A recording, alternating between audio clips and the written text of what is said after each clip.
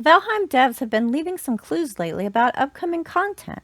Although Mistlands is still months away from release, Richard Svensson posted a picture where he was excited about sharing very early Mistlands terrain texturing tests. Starting to look pretty cool in my humble opinion. I think so too. The ground definitely looks like it has some different textures there. It looks like it might be a little less hard to walk on than it is in the current Mistlands. It looks like they're doing some cool stuff with lighting and fog. I don't know if this texture that he's working with in this picture is actually in the Mistlands or if he's just showing it in a general ground picture.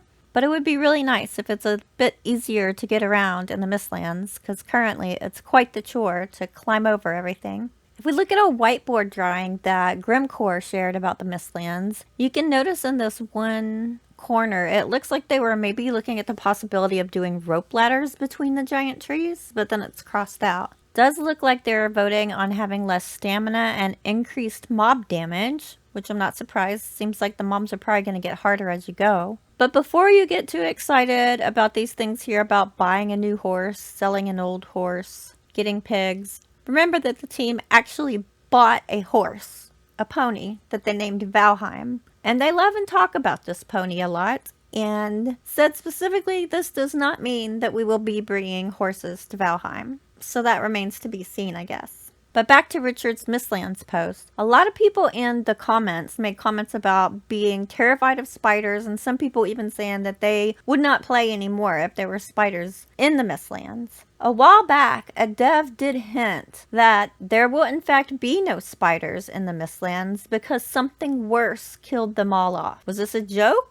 I don't know, but that is really scary. What could be worse than giant spiders? A few devs, Grimcore, Jonathan, also known as J Smars, and Smithy, did an interview with Timo Redbeard on Twitch. Timo is a great Valheim streamer, and you should totally check him out. I'll put the link down in the description. The stream was around 6 hours long, and this part started like a few minutes before 4 hours in. They touched on a lot of different topics. One of the things they touched on was the changing roadmap that had been released for 2021. And they ended up taking it down because things had changed since the game was so overwhelmingly popular, and they've had to adjust a lot in their team and what they're doing. And they kind of said that they like it better to have what they called a bigger picture plan for developing the game, and that helps them kind of maintain their creativity without having the stress of like trying to maintain a specific schedule like they had in the roadmap. All of these parts in the roadmap will still happen,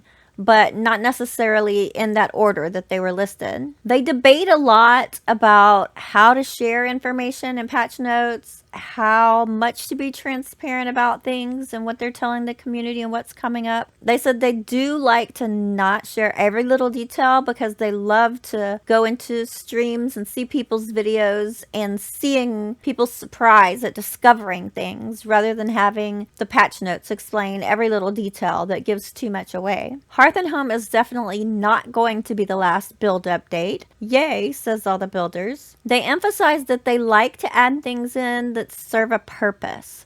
So they're not as big on doing things that are just primarily decorative. Like when they were asked about could we get the wood iron beams or the new decorative beams in angle pieces, and the question was, what is the purpose of that? Like you can get the support for your builds from the vertical wood iron beams. And they were thinking that the angled decorative pieces, the pattern wouldn't match just exactly the same with the current pieces. So it sounds like it would take a little bit of convincing for them to add those in. We do know that Mistlands will be the next major update, but there will be smaller updates along the way. One of the things that keeps coming up is ever since PC Gamer did a trailer a while back with boats with shields on the side, people are constantly asking them about this, and they said that they're not using currently a lot of stuff that was maybe shown in that trailer in different places because they're saving a lot of stuff for the Ships of and the Sea update. They don't want to make people's kind of expectations too high, so they're trying to limit a little bit what they're showing this early on about what's going to be coming out